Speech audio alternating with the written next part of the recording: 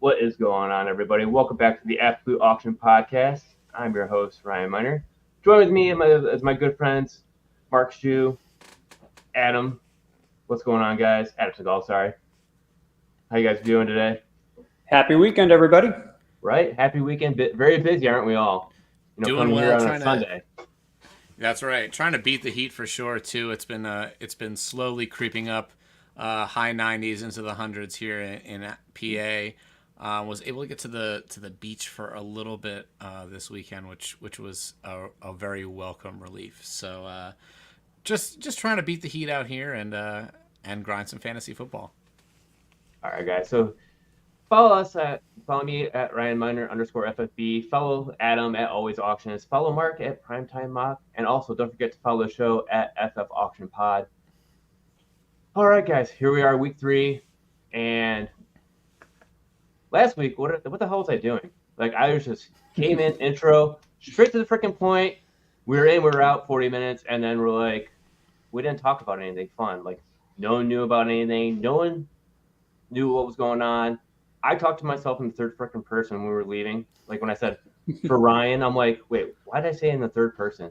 So, what the hell, I don't know. Sorry for being the third person. No, that's all good. You're good, and I'm having a good time on this show. So we're it's all fun right now. Yeah. Right. And yeah, we're learning as we go. I mean, we're coming in here on a Sunday, which is odd because usually we do Monday nights, and here now we're going against the clock with the Mark because baby being down. So we're trying to fight it here as we can. We're trying to beat the clock. Yes, right now he's at bay, so we're gonna see how that goes. But I'm ready to get into it. Let's see how if we can keep him quiet for a little bit. Right. How about you, Adam? How's everything going? How's your kids? No kids here. Nope, no kids here. Man, it must be. Well, it must be nice, but me, like, I got a 15, a 13, and a 10-year-old, so it's a lot easier than it is when you're trying to go against time. It's like, all right, basically all I'm doing now is just running back and forth to sports. So, yeah. All right. So, as we get into it, let's touch back to what we missed last week, and that was T. Higgins signing his franchise tag. Now, his AAV has been kind of on the fringe because we didn't know how he was going to be around Adam, like $13, $14 range, somewhere in that range, because we didn't know if he was going to hold out. Was he going to do like the Le'Veon Bell, where he just basically holds out for the whole season, doesn't do anything, then loses a year eligibility, or was he actually going to sign? Well, last week he finally actually signed, and what's the best way to approach him now as we come into our auction draft? Do we still look at him? Are we still trying to buy him as a wide receiver 2, or should we be looking more at him as a wide receiver 3? I mean, personally, his AAV right now in Superflex is $13, and it's 14 in single QB.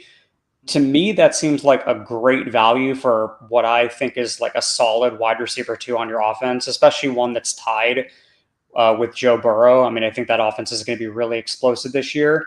He scored 11.5 fantasy points a game last season while missing 5 games. So I think if you can get Higgins at close to or even at his current AAV, that's a buy for me every single time. How about you? Oh, Mark, you're on mute. Yeah, for 13 or 14, that's definitely a good price for him. I think that maybe as we get closer to the season, it might creep back up a little bit more. But to be honest, right now, there are a lot of guys that are going ahead of him that I think are in that second, third round of like a snake draft that are going to be prioritized ahead of T. Higgins. And I think for the most part, you'll be able to get him on a pretty cheap contract. And I don't know, it's hard for me to get behind him as a wide receiver 2 because to start out the season, he started out really good. Week 2, he had basically over 20 points in that game, but after that, it was just kind of more misses than it was hits. He would be lucky if we got 10 fantasy points out of him. And then again, around the end of the season, he had a couple of high-scoring games, but then he just fell back down where he'd be getting the targets, but he's not getting the yardage. He wasn't doing anything that was beneficial for us in a fantasy perspective. So you guys go ahead and take him as a wide receiver 2. I will be more than happy to take him more as a wide receiver 3/flex type of play. just because I don't know if he's going to do the exact same thing as he did last year, as I feel like he will probably do something similar to that. Yeah, Yeah, I I mean, mean, to be honest, I think that you got an injured T. Higgins for a lot of the year. You had an injured Joe Burrow for a lot of the year last year. And I think for the most part, again, if you're going bargain hunting and that's your wide receiver 2 price, I'm happy to take that. I think he definitely can perform as a wide receiver 2 for you most weeks. I mean, it's wide receiver is a volatile position. Like there are gonna be booms and busts for a lot of different guys. So for the most part, I think as long as the price sort of stays where it is, and people kind of forget that when T Higgins was healthy, that he was performing much better, and again with a healthy Joe Burrow, I think you could see a good return on investment there. And he did come on at the end of the season. Like, I'm not going to knock him on that. Like, he had back-to-back games with 8 targets in week 15 and 16. Good enough to finish with over 20 fantasy points, be a wide receiver 10. But you look at all the other games before that, week 1, he had 8 targets, nothing. They finished his basically as wide receiver 109. So he put us in the hole there. And then week 2 is when he exploded. He had 12 targets, finished with 8 receptions for 89 yards and 2 touchdowns. Good enough for a wide receiver 4. But then, back again, next week, it was another 8 targets, two catches for 21 yards, wide receiver 83. It's like these are the volatilities that you're gonna have to possibly keep putting up with as the season goes on with him next season. Or do you guys actually think he could bounce back to his 2022? I think it was 2022. I mean, I think with Higgins, like you said, Ryan, it's probably always going to be a little bit of a roller coaster ride with him. I don't think he's, a wide receiver you can expect to, put up 15, 16 points a game at, week in and week out. But for his price right now, I mean, if I would buy him for that as my wide receiver too. If he starts to creep up and gets a little more expensive, if he goes into like, the mid to high 20s, like the Olaves or the Marvin Harrisons, I don't think I'm going to pay that much for him. But if I can get him for, 15, 16, $17 and have him as a wide receiver too, or even possibly as a wide receiver 3, I'd be ecstatic. I would take that all day. Yeah, I'll take the wide receiver 3 value all day long. But I'm not taking that as wide receiver 2 just because I want to win week in, week out. And to me, I would rather have him in best ball than I would in any redraft leagues right now, to be honest with you guys. All right, and then moving on. Ramondre Stevenson signs a 4-year extension, guys. What do we think of that? I mean, his AAV right now is $13 both in Superflex and 1QB leagues. And I think because of the news of the extension, that price is probably going to steadily rise as we get closer to the season. However, I don't really, and maybe I'm wrong, but I don't really think anyone expects the Patriots offense this year to generate a lot of points. I mean, last year they were tied for dead last with Carolina, and even if you project them to be a little bit better, a little bit of a bump, it's kind of hard for me to envision Stevenson getting a lot of scoring opportunities. So I really doubt that you're going to be able to get him for any cheaper than that. And in that case, I'm probably going to pass. Right, and I think with him sharing a backfield with Antonio Gibson, we saw Ezekiel Elliott take a healthy share from Ramondre last year as well. So I feel like for the most part, bad offense that we're not projecting to be very good, and split workload, probably losing some of the pass catching to Antonio Gibson. That's going to put him in a 0 RB build, maybe. But I'm still going to be looking to get him cheaper, and I don't think I'm going to. So yeah, I'll probably pass it there. I think he'll still stay where he's at. I mean, the contract's only for 4 years, $36 million with $17 million guaranteed, and like he has a lot of bonus incentives where his value might only go up like $1 or $2. I don't see it like basically making a huge jump where a lot of people might think it could, just because like, oh well, he's signed for 4 years. This could be the contract that this could give me that running back I need to really push me up to the high RB2, low end RB1 numbers. I don't see that kind of value actually jumping in on him. You have to remember, like, the salary that he's making makes him the 7th highest paid running back. So is he actually going to get a lot of carries? And looking at his stats, like he was more of a PPR type of back. So in PPR leagues, I could definitely see him being the type of running back I want to target as my RB2. I mean, he's had 6 games with over 5 targets last season, and that was only being played in 13 games. And then, total yards, total touchdowns.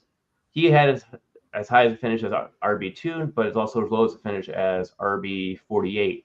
So to have that up and down kind of break, it's kind of what you should expect from your RB2, to be honest with you. But overall, I just see him being more of that running back that you're still going to be able to get at cost.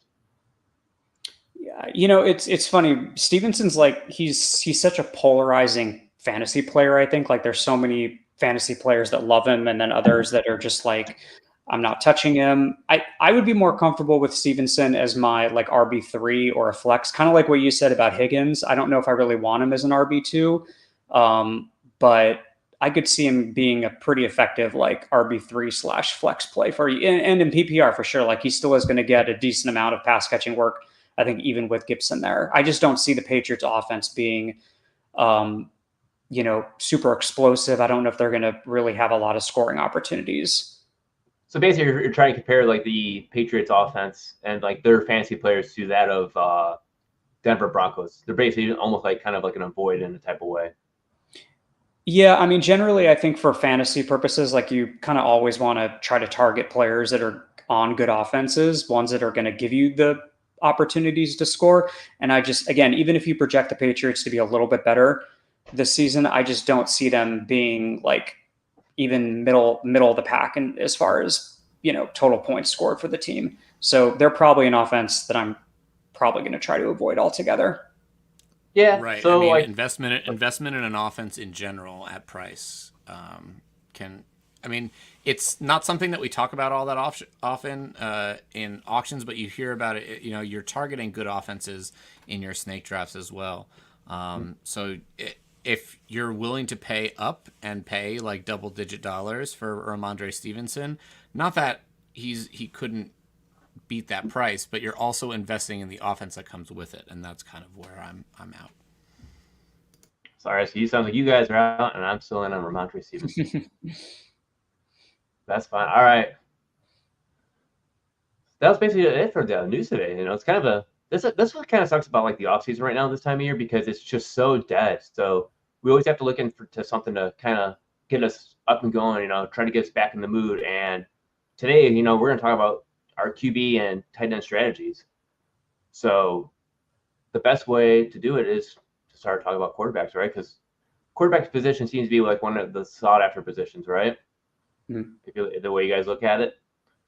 And when building a strategy, like I always like to say, like, let me look at my par sheet and kind of go from there. And based on like those type of values, like how do you want to build it? Is it a super flex league? Is it a 1 QB league? So to look at that, I have, let's see if I can get it to share.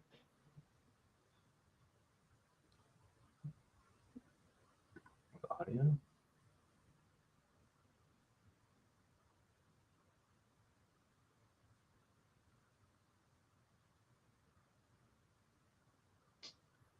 I screwed up, didn't I? Nope, that works. Yeah, that looks nice. Can you make it full screen? Trying to. Here, let me see if I stop presenting. You got to make it full screen on the tab. That's what I'm trying to work on. Bear with us, people. That's how we do. While we're doing that, why don't we? I can give kind of my general strategy when I'm talking like a 1 QB draft. Most years in 1 QB leagues, I'm looking at the top, 4 or 5 guys: Lamar Jackson, Patrick Mahomes, Josh Allen, Jalen Hurts. I'm looking to, if I can get those guys in like the $25 range, and I'll pretty much bid up all 4 of those guys to $25 just to make sure that they go for at least that. That's kind of where I start to cap out. But if it does, if it the bidding seems like it's slowing down at 25, 26. Maybe I put another dollar on. But after that, if I don't land one of those top four, I'm really, for the most part, looking in the $5 and below bargain basement kind of shopping deal where I can find players that are going to go for a few dollars every round. Now this year, I will say that there are a few more guys in the middle, like Brock Purdy or Jordan Love or like Joe Burrow, that can go in like the $10 to $12 range that I'm actually kind of willing to still maybe spend up on that. But for the most part, I'm just trying to go at the top of the position where I'm getting the advantage points wise, or at the bottom of the barrel because quarterback starts to flatten out a lot more than other onesie positions like tight end. I'll go to the very back and get them at the lowest price that I can possibly do. Yeah, like look at it. Sorry, my screen ended up crashing, so that way I couldn't even share. It wouldn't let me share it. So we got Patrick Mahomes, Jalen Hurts, and Josh Allen as the top quarterbacks in Superflex right now at $48. So basically, you almost say that's one tier in its own, right? Then our next set of white quarterbacks we have is Lamar Jackson at 42, C.J. Stroud and Anthony Richardson at 39, Joe Burrow at 7, or Joe Burrow at 32, Kyler Murray at 31, Dak Prescott at 30, and Jordan Love coming at number 10 at 28. Now, like one quarterback I love to target here, if I can, is Anthony Richardson. Just the upside alone of his rushing and the way he can throw the ball is one quarterback I'm willing to pay. I'm willing to pay that $9 less. But and then as you look at it as it goes down further, like the price just continues to drop. I mean, the drop from Anthony Richardson as QB6 to Joe Burrow to QB7 is $7. So that $7 drop to go down, and then you go down $1 more to Kyler Murray for $31. Like these are almost like the quarterbacks I almost rather have down here if I can't get Anthony Richardson. Like if Anthony Richardson starts going like towards like the Patrick Mahomes, Jalen Hurts, Josh Allen type of cost, I'm out, and I'll just look to drop down these other quarterbacks. How do you guys feel about the top 12 right now? We're talking super flex, I think, for the most part. My quarterback budget almost doubles when I'm going from a 1 QB to a super flex, to be honest. And again, I'm looking to pay up for one of those top 5. I also in super flex am cool with making an exception on Anthony Richardson and putting him in that elite tier. That I'll push the price up. And if he lands at like 38, or I think it was 38 you had mentioned on the screen, 39. So yeah, at 39, like that's not a bad price. But like you said, I don't mind with Superflex trying to get 2 of my players that I kind of see as like, well, they could finish top 12 because you can really get a good discount. Like we had Superflex draft that Adam had hosted earlier this week, and I felt really good about landing Joe Burrow at 36 and Matt Stafford at 16, where you're paying for your 2 quarterbacks the price you'd be paying for 1 Josh Allen, because you still have to fill the rest of your positions. And I know we had just said that $32 for Joe Burrow is what the AAV is, but I don't mind paying a little more sometimes for Joe Burrow. Again, I think he's probably underrated, and again, he's an offense that I want a piece of. So I'm okay with spending way down and getting a $12 discount on say Patrick Mahomes or somebody like that. Yeah, like Patrick Mahomes and Jalen Hurts have, or actually no, not Jalen Hurts, but Josh Allen have actually been kind of pretty steady. For Joe Burrow, like, you get him at 32. Like one draft he went for 36, another draft he went for 28. So taking the AAV of that, you getting that for $32 overall. So you gotta understand the ups and downs of these AAVs, average auction values. Where like you look at Justin Herbert, his AAV is at $27 right now at QB11. Jared Goff, QB12 at 25, and Tua Tagovailoa at 23. Like basically, you almost get those 2 quarterbacks for the price of one of Patrick Mahomes, Jalen Hurts, and Josh Allen. So where I'm actually willing to drop down to 11 and lower, and even like look at trying to pair those up as my quarterbacks instead of trying to buy up. Because like if I start to buy up like too high, like if I'm paying that top dollar, I feel like I'm really like affecting my team a lot more than benefiting it. So I try Oh to yeah. figure out how to budget it better instead of, saying like, all right, if I'm going to spend this kind of money at my quarterback position in Superflex, where am I going to take the cut at? And you have to kind of think of that in a hard way where, is it really worth spending up for that QB1, or would you rather have, back end QB1s and high end QB2s with the upside to finish as QB1s? Right now in my tier of I have my elite platinum tier, and then I have my very good gradish gold tier. I've got about 24 quarterbacks that I can consider in that gold tier that I could see having at least a top 16 finish, which in Superflex is still very very helpful on your back end, and with the possibility of being a top 12 quarterback. So I'm happy with that second tier. And one thing that that Adam had said last week about the par sheets is that in that second tier, that one tier down, you get a lot more fluctuation in the price. Whereas when you hit the top of the tier in the elite tier, all those guys are going like $1 or $2 separating them in their price. Whereas again, there's a lot of volatility in that second round of quarterbacks, but also again, you're getting them at different prices where the risk reward changes and makes them a good value. So you can find if you can find two good quarterbacks in that range, you might get that volatility where you can get a couple of them on the cheaper side, and they're all kind of similar. They're not, they all kind of produce similar numbers on a week in and week out basis. They're all the kind of quarterbacks that are vying for the back end of the top 12 on a week to week basis. So if you can find two that are really good, get them for a price that might even be getting better, more than 2 for 1 on a elite tier player. That can help save your money and help your depth. Plus, the funny thing, looking at like QB13 to QB20, the difference in price is $9.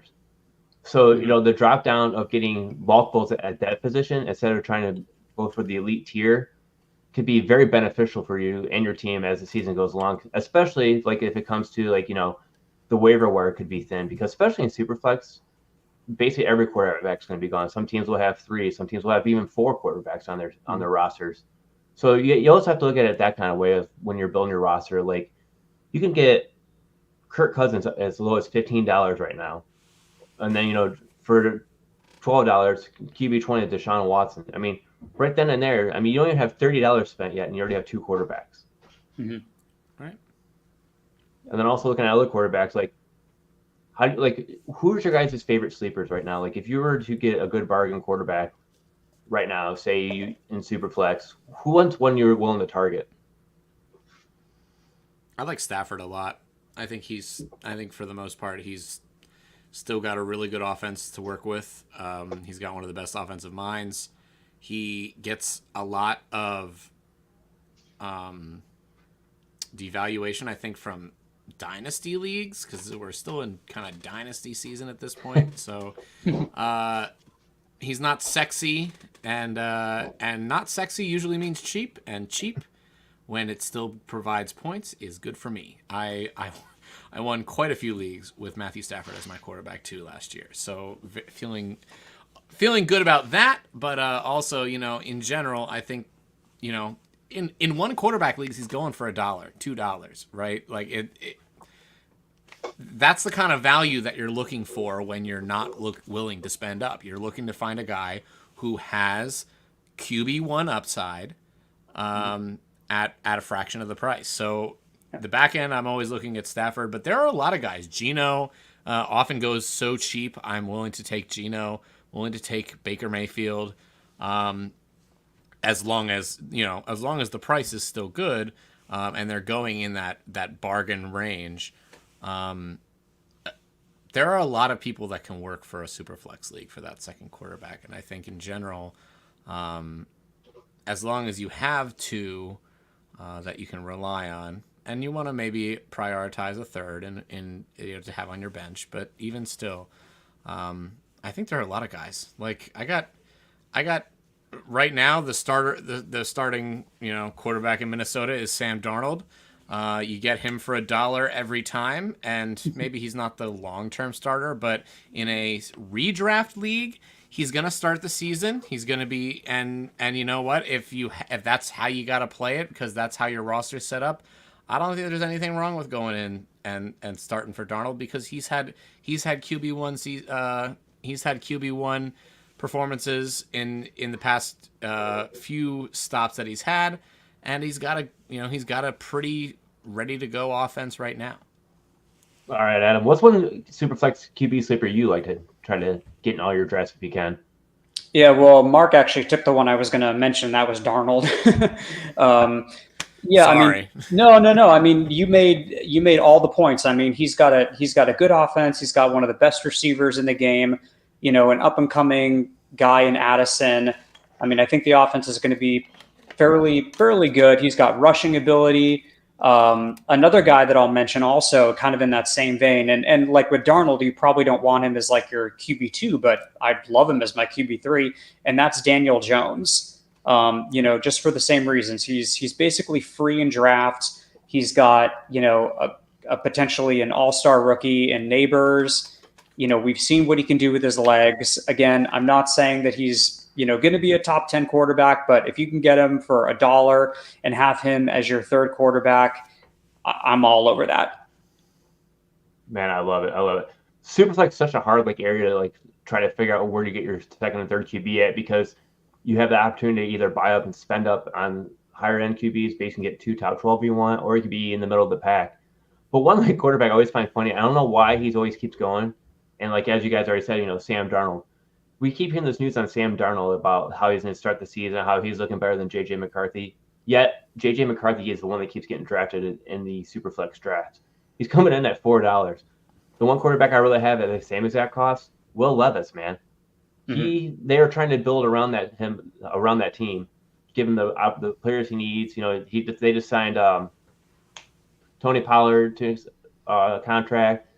You got who else? They just got another receiver also outside of DeAndre Hopkins. I'm trying to think who it is. Ridley. Oh yeah, Calvin Ridley signed a huge ass contract. Thank you, Adam. Jeez, oh Pete, what a brain fart.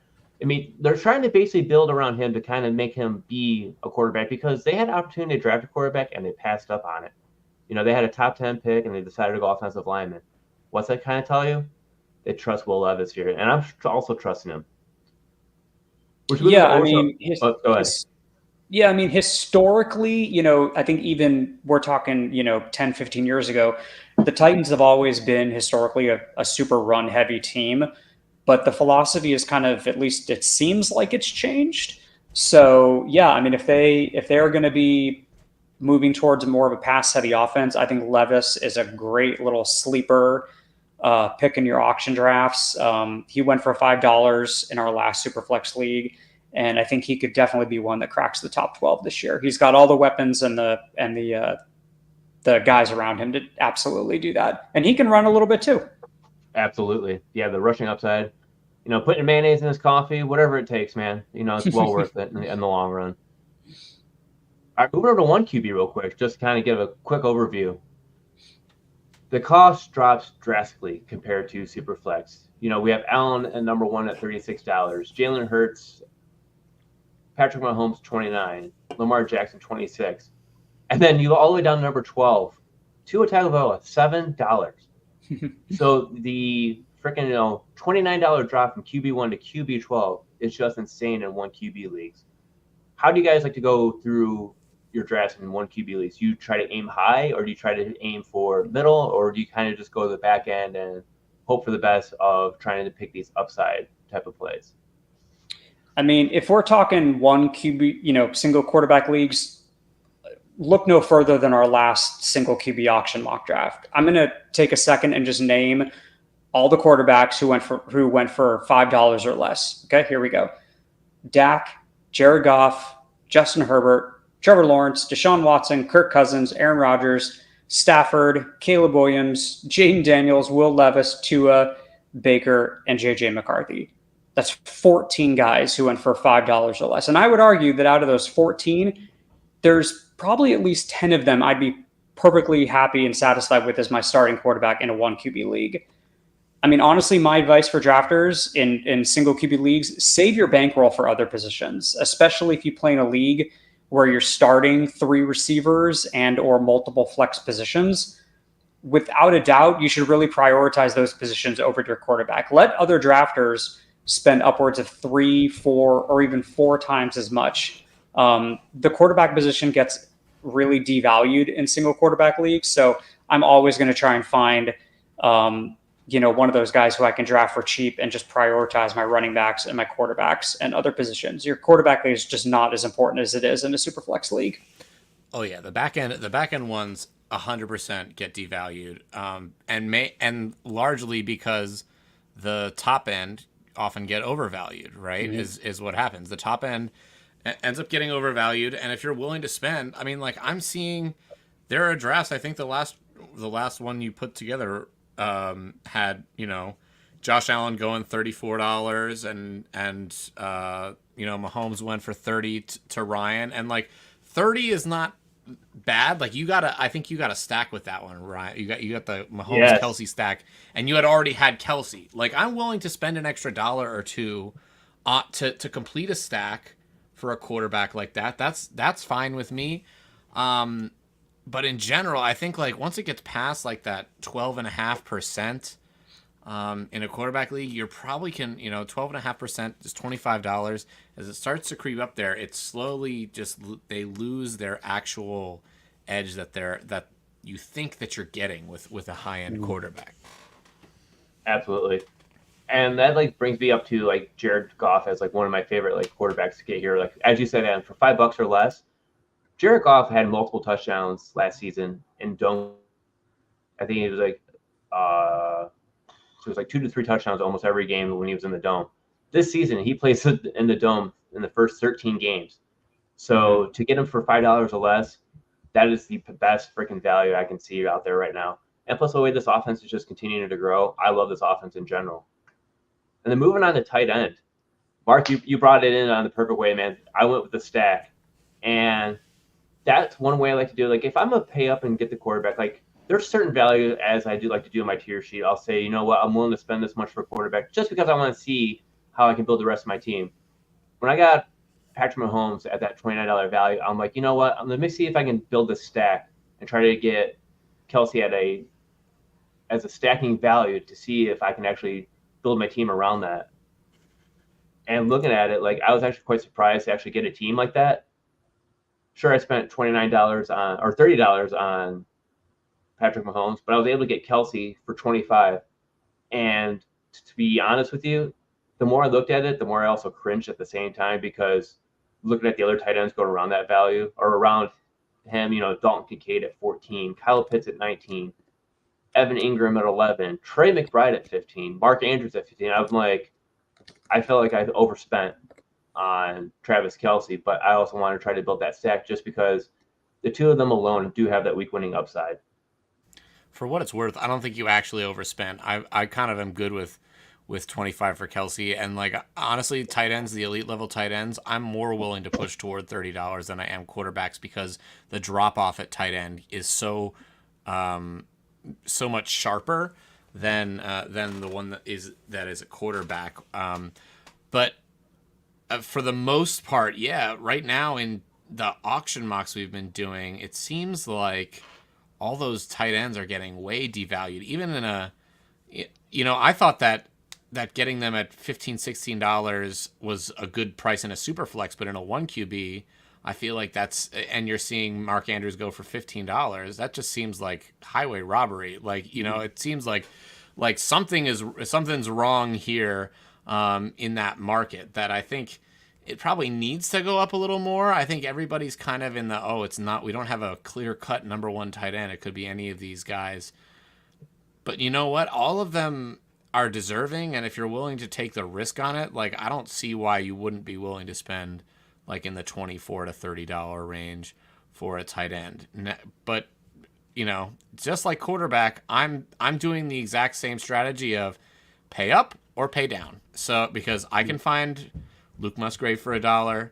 You can find, you can find a lot of players like Hunter Henry. I think we talked about not really liking spending your money on offenses that you don't like so much, but I do like the fact that one, he's going for $1, and two, that's a very tight end heavy system. So you think that him being a veteran holdover, one of the big vets on the team, that he might be a little more involved in the offense and be worth, again, $1. And if he's not, the opportunity cost is so low that I can drop him. I can pick up another tight end and play the streaming waiver wire, which is what most of us are doing if we're not landing that top 3 tight end. And it's funny, Adam, too, like last season, you did all the AAVs for our website, Faceoff Sports Network, which you can find at fffaceoff.com. And like Mark said, I didn't actually spend up on tight end, like in that draft, getting Travis Kelce for $25. Because last season, Kelce was going for, on average, $46 as the highest tight end. And Mark Andrews was right behind that at $27. So, yeah. That's what I mean. The tight end value, you're right, Mark, is going way down, actually. So, like, it doesn't make any sense to me. Like, is he really that? Like, is Kelce really that? I mean, I get that he might have burned you, but he was still, he still had a good season. Like, as far as most tight ends is concerned, he's still an edge over. He was an edge over Laporta, obviously, but like he was an edge over most other guys. And to think that he goes from like being a first round caliber player or early second round caliber player last year to a guy that's like going in the late fourth is just kind of, it doesn't make sense to me. Well, I've got a theory as to why this is happening. And I think it's because people are starting to realize that the tight end position right now has never been deeper. I mean, do you remember when like Gronk was like a top 5 pick, and if you didn't land him or like Jimmy Graham, you were basically just ignoring the position altogether? Oh, and yeah. I think that's what's happening. I mean, we could literally, and legitimately have close to like 20 players at tight end this coming season who could score over 9 fantasy points a game in PPR. There were 15 last year alone. So there always seems to be a guy who's completely overlooked in drafts and breaks out to become like a rock solid tight end. I mean, think Jake Ferguson last year. In the 16 single quarterback auction mocks I hosted last year, Ferguson was only drafted once, and he wasn't drafted at all in any of the Superflex mocks. So the number of what I would call like mid-tier level guys, those guys you probably have ranked somewhere in your like 2 to 4 tier range, there are more draftable starters than ever before. And I think similar kind of to what you guys said, like I'm probably going to target players in this range and also try to snag another guy who I think is currently very undervalued by the market and has the potential to break out. And like we were talking like quarterback sleepers, and guys that we like last year. One of the guys I'm targeting right now is Taysom Hill. If you play in a league that has him as, tight end eligibility, especially with Juwan Johnson potentially missing partway of the season, they've already said that they want to get Hill involved even more. So he's a guy that I'm absolutely targeting, and I think you can get him for $1. Maybe not. Maybe you can even get him off waivers. He may not even be drafted in a lot of your leagues. No, he's coming in at $1, man. Like he's been only drafted maybe once or twice, but most of the time everyone just kind of passes him up. But yeah, on sleeper though, he's still listed as a tight end, so that's a definitely solid one. One favorite one I like too at that dollar mark, it is Hunter Henry. Yeah, we're not a huge fan of the New England Patriots at all, but still, what is there in New England right now around Drake May? Hunter Henry seems like that perfect piece to add at the end of the draft, where it's just like you throw $1 at it and you're like, if he hits, he hits. If not, I got to, next week I can go find that next player and just throw him in my lineup if I need to. Mm-hmm. Yep. I talked a few minutes ago about how much I like Henry as a dart throw. I also like throwing out Noah Fant. He's, it seems like everybody else has left that tight end room in Seattle.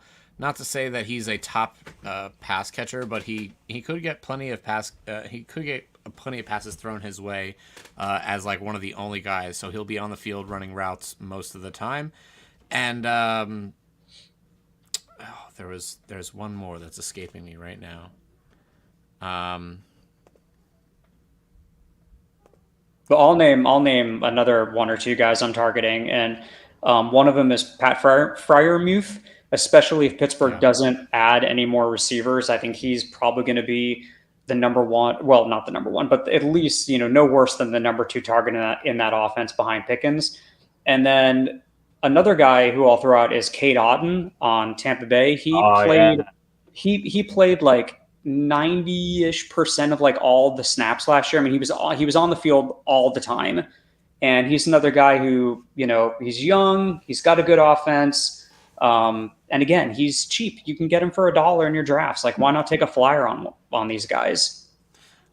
All right, I've got another one for you. How about call him a post-hype tight end sleeper. Has gotten plenty of smoke the past couple seasons, has always disappointed, but now he lands in Miami. What do we think about Jonnu Smith? I've never actually been that in on Jonnu Smith until this year because he is so cheap and he's going for $1. I will throw $1 there. If you had an auction any of the last 3 years, he was never going for $1. There was always somebody that was trying to spend 2, 3, 4. But now that he's finally $1, he's on an offense that I like. I'm willing to be in there. Other ones, I actually kind of am interested to see if maybe Greg Dulcich still kind of has it too. Those are like that's another guy that I'm interested in. But again, these are guys that I'm willing to cut. Week 1. So if they don't work out, $1 doesn't mean much. That's the thing that's nice about when you have players that you're looking to go to $1 because you have a waiver wire. And if you're willing to spend up on a player, you're less likely to cut that player. But if you don't spend if you spend $1, there's no reason you shouldn't want to cut them if they're not performing. But when you have that opportunity cost attached to a tight end, makes them harder to get rid of. So it's a yin and yang. If you can't get one of the top end guys that you like at a good price, there's always another way. There's always a way to work your budget around it. And then again, once you work your budget down to $1, you have all this extra money somewhere else that you can spend. Exactly. Yeah. Like that's the best way to say it. Like, if you don't want to spend on tight end, you just basically put $3 to your tight end position and get 3 of them even. Yeah, it might be a waste on your roster spots, but at the same time, 1 or 2 might hit. And then if they do, another team might be looking for them. So you got to trade pieces at that point. And then like looking at it, like, would you guys rather have Sam Laporta or Travis Kelce? They're both going for the same value right now at $22. To me, I feel like I really have Kelce over Laporta just because I feel like Laporta's touchdown is what kind of helped him when he had 10 touchdowns compared to Kelce in his 5. Yeah, I think that people have been saying, oh, with Kelce, look what happened last year. He didn't really play a whole lot. They were kind of saving him for the playoffs. And yeah, it's a valid argument. The Chiefs are chasing, a dynasty right now. Is it possible that they, leave him off the field? He doesn't play as much and they save him for the last, for the majority of the season, for those last couple weeks. Honestly, if it came down to both players, I'm taking who's ever cheaper in auctions. That's how I'm looking at it. I agree. I think Laporta, Mark Andrews, and Kelce are all kind of in the same bubble for me, and it's just like whoever is cheaper, that's who I'm going to prefer at the end of the day. Sometimes you don't know what the price is going to go. You might have one that you're on the hook for and you say that's a good price. You don't know what the other two are going to go for. You still pull the trigger, and then someone goes a little cheaper, but as long as you feel comfortable with the price you're going at, again, like you right now you can get them for $15, $15, $20, $25, and that's all within the range that I'm willing to go. If he's getting above 30, that's like your second round pick value range, and that's where it starts to get a little more hairy. But like under $30, it's pretty easy yes for me for most of those guys. And then Trey McBride just slightly below that in that low 20s range. Yeah, he comes in at tight end 3 at $18. I'm still kind of nervous about him. Like, yeah, he was killing it last year, especially when Zach Ertz left. But like with Marvin Harrison coming in, I just don't see that type of same performance come out of him. Give me Kyle Pitts. Give me Dalton Kincaid. I actually like Dalton Kincaid a lot. Where I actually think he could actually be the tight end 1 this season. As crazy as it may sound, look at that offense around. Stephon Diggs is gone. Gabe Davis is gone. Josh Allen really has no wide receivers. Like, this could be the new Patrick Mahomes, Travis Kelce combo over on the east side of the U.S. here. Mm-hmm. Yeah, Kincaid. I mean, Kincaid is going to be like Buffalo's default number one wide receiver. That's just how it is. And at $13, man, that's a freaking deal I love. Well, there's one other deal I love. If I can get this QB and tight end stack, I am going TJ Hawkinson and Tua Tagovailoa for the Hawk Tauh stack here, guys. I feel about that for $9. Hey, we had to do it. Everything's about the Hawk Tauh girl. Why not do it in a fantasy football related type of view? I had to do it. Over under on league mates that have that team name, like in all the leagues you play in. I think I'm gonna set mine at like 4.5. That sounds about right. Yeah. Hey man, for $11 combination, you can have both of them on your team, so it's a possibility. All right, guys. Anything else we want to touch on tight ends? I mean, as of right now, the value of them is great. That's all I can really say compared to what we were seeing last season. Yeah, there's just so much depth. There's just so much depth at the position right now. I'm probably going to try and look for one of those guys in the mid tier range. But yeah, I mean, like Mark was saying, if you can get Kelsey, Andrews, Laporta, if they don't have if they're in that $15-$20 range, or even if you can get them for less, that's an easy click for me. Right. Take advantage while you can. Yeah. Dude, seriously, like I cannot pass up that value. Like, man, Mark, you made me feel better about and now spending up on Kelsey, get him for $25 compared to what he was going to last season. So no, I'm man, it's a good deal. It's a good value. I think it's broken right now because everyone's kind of unsure. But by the time the season rolls around, I think these prices will all kind of lift a little bit. But it's hard to know. We're in that time of year where there's like a lot of guys have potential, and then over the course of training camp, we're gonna get half the field might get hurt. Half our running backs or half our tight ends might end up going, and it changes everything. So all of a sudden, maybe Kelsey goes way more expensive later on down the line. But again, right now, take it, enjoy it. Mm-hmm. I'm eating it up in best ball right now. So speaking of man, I don't know how much more we can take for this, guys. We got any questions out there? Anyone see anything? I don't see anything out there. No, not that I saw. But man, if Mark, you have, that's right. Hey, I did make it. You know what? My wife came and relieved me in the middle, so that ended up helping out.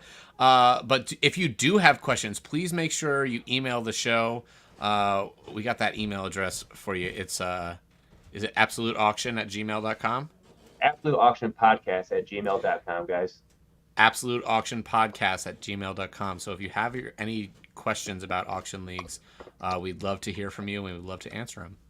Absolutely. Or you can even DM us, personally on Twitter, or leave a comment on the YouTube page. Let us know, what you're looking for. We can bring up as a topic the following week. So we're always here to help you guys. I still don't mess around too much on Twitter, but if you do DM me, mine are open, and I will answer any auction question. I love talking auction, so I'll find you and I will answer it for you. All right, guys. All right, I'm gonna try to do it right this time. Just because I feel like last week I kind of I killed it by saying myself in the third person, for Ryan. But this time I'm gonna do it right. For Mark, for Adam, and myself, this is the Absolute Auction Podcast. Be sure to follow us at FF Auction Pod. Jeez, PC. I'm already screwing up the outro now. What the hell am I doing? Follow us on Twitter, X, and be sure to subscribe to the show, leave a comment, and also hit up FF Faceoff for all your fantasy football needs, as we are a part of the FF Fantasy. Jeez, Pete, guys, I had not come out right. We are part of the Faceoff Sports Network. All right. Take care, guys. Okay. Happy weekend, everybody. See you next time.